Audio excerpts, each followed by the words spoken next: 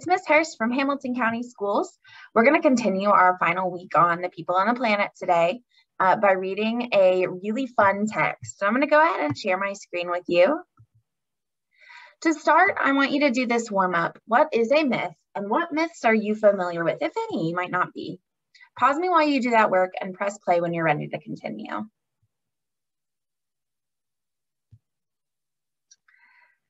All right, today we're going to analyze how the structure of a text contributes to its theme. To go back to the warm-up, though, a myth is a traditional story, especially one that concerns the early history of a people or explaining some natural or social phenomenon. And it typically involves some kind of supernatural being or events. Today we are going to be reading a text called, let me pull it up for you, How Grandmother Spider Stole the Sun. And as it says here, it is a Native American creation story that explains how the world became the way it is. So it is a myth because it is explaining how the world came to be. So as you notice, first of all, if we go back to that CLT, we're going to analyze how the structure of a text contributes to its theme. I want you to be thinking about the possible theme. I'll tell you, finding the theme is pretty straightforward here. All right, I want you to notice who the story is about, what happens, where and when it happens, and why those involved react as they do. I want you to annotate by marking vocabulary and key passages you want to revisit. I want you to connect ideas within the selection to what you already know and what you have already read. And I want you to respond by completing the comprehension check. All right. Go ahead and read this text. Press pause and press play when you're ready to continue.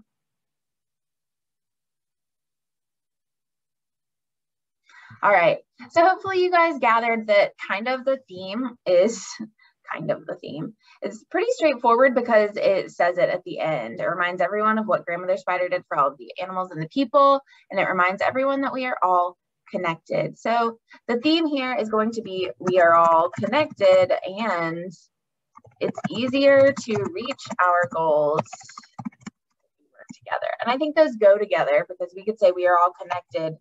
So it's easier to reach our goals if we work together.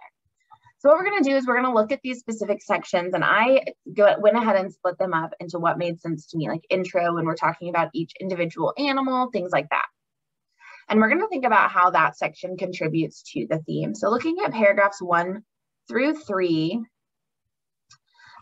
this is kind of just the introduction. It's when they're thinking about how there's no light. They've heard that there's something called the sun, and all of the animals agree together that it's a good idea to steal a piece of the sun. So I'm going to write that here. So this serves as the introduction. All the animals have a similar goal, which contributes to the idea that we are all connected, right? We're all trying to work together.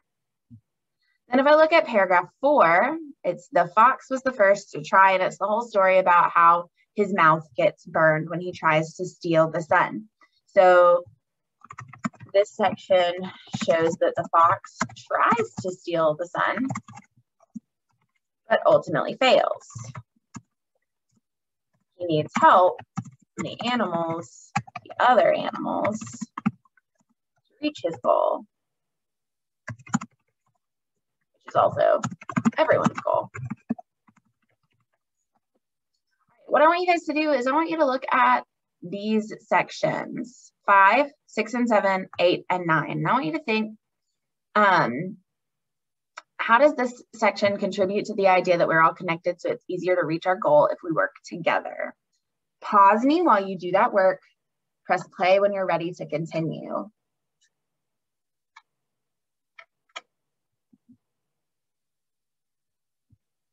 All right, so if you looked, this paragraph 5 is about the possum.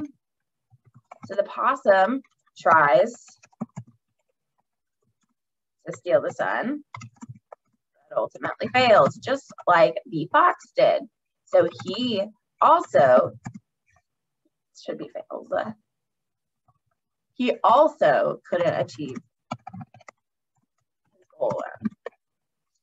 In 6 and 7, grandmother spider is the only creature that can get the sun. The other animals have to rely on her, right? And so that goes back to this idea, it's easier to reach our goal if we work together. Without her, the other animals couldn't reach their goal. In paragraph 8, the buzzard, the only animal who can put the sun where they want it, so they have to rely on him to reach their goal, even grandmother spider. At this point, it is vital that the animals work together. And in paragraph 9, the buzzard gives up a lot to help achieve the goals that everyone wants to achieve. Right? So he is willing to work really hard to help achieve the goals. All right, so it's important for us to remember that good readers consider how the structure of the text helps to highlight its theme. And I want you to answer this question in a quick write. How does the last section of the text contribute to that theme? The theme being we are all connected, so it's easier to reach our goal if we work together. Once you're done with that quick write, you're good to go. Have a wonderful rest of your day.